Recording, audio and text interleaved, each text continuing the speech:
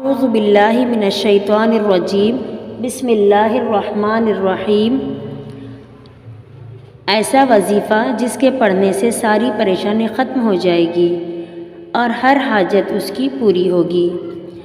اگر کسی شخص کی کوئی پریشانی ہو اور وہ پریشانی ختم نہ ہو رہی ہو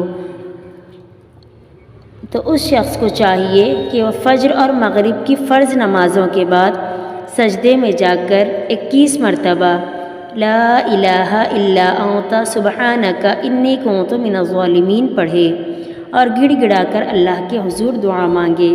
انشاءاللہ اس کی حاجت پوری ہوگی اور ہر پریشانی دور ہوگی، اور اس عمل کو مقصد پورا ہونے تک جاری رکھیں۔ اس کا طریقہ یہ ہے کہ فجر اور مغرب کی فرض نمازوں کے بعد سجدے میں جانا ہے اور کم از کم 21 مرتبہ اس دعا کو پڑھنا ہے، لا الہ الا انت سبحانک انی کنت من الظالمین، اور اس کے بعد آپ کی جو بھی حاجت ہے وہ مانگنا ہے۔ انشاءاللہ آپ کی حاجت اور آپ کی دعا بہت جلد قبول ہوگی اور ساری پریشانی دور ہوگی اور ہر حاجت پوری ہوگی۔